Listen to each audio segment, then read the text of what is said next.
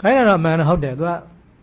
ကိုယ့်ထက်ကြီးတဲ့ဘက်ကိုလူလောကမှာဆိုရင်ဦးဇင်းတို့ကြီးတာ၃မျိုးရှိပါတယ်ခုနာဗုဒ္ဓဆိုတာလေဂုံအားဖြင့်ကြီးတာရှိတယ်ဝရဗုဒ္ဓအရွယ်အားဖြင့်ကြီးတာရှိတယ်ဇာတိဗုဒ္ဓဆိုတာအမျိုးဆက်အားဖြင့်ကြီးမြတ်တာရှိတယ်အားလုံးပေါင်း၃မျိုးရှိပါတယ်ရှိကြတော့ဦးဇင်းတို့ဗာလဲလူစင်းရဲမျိုး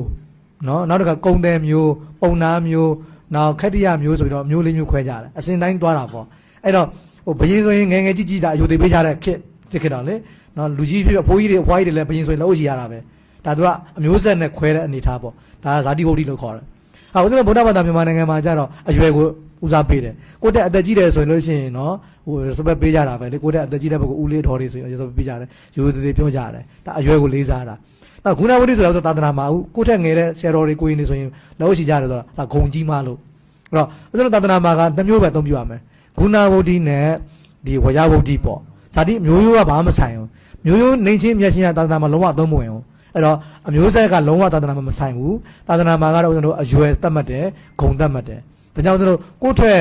အရွယ်အပြည့်ကြီးတဲ့ပုဂ္ဂိုလ်ဂုံအပြည့်ကြီးတဲ့ပုဂ္ဂိုလ်ဆိုရင်တော့ကိုကတော့မခိုင်းသင့်ဘူးအလွေးစားပေးရမယ်အဲ့တော့ခုနကိုယ့်ထက်အသက်ကြီးတဲ့ပုဂ္ဂိုလ်ဆိုရင်တော့မခိုင်းဘူးမခိုင်းသင့်တာတိလိုက်ရှိချင်းမရှိဘူးပေါ့နော်မခိုင်းသင့်ဘူးပေါ့ဘာတော့ကိုဟာဖြစ်တာကို तू က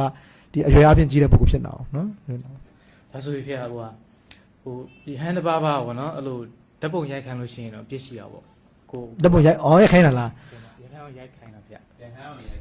ရန်ရှင်ပြတော့ခဏရိုက်ပြပါဖေဆိုတော့အေးပေါ့မခိုင်းတာကောင်းတယ်နော်တန်ဃာတော်တွေကိုမခိုင်းတာကောင်းပါလားဟုတ်ပါလားဟုတ်ဒီမှာ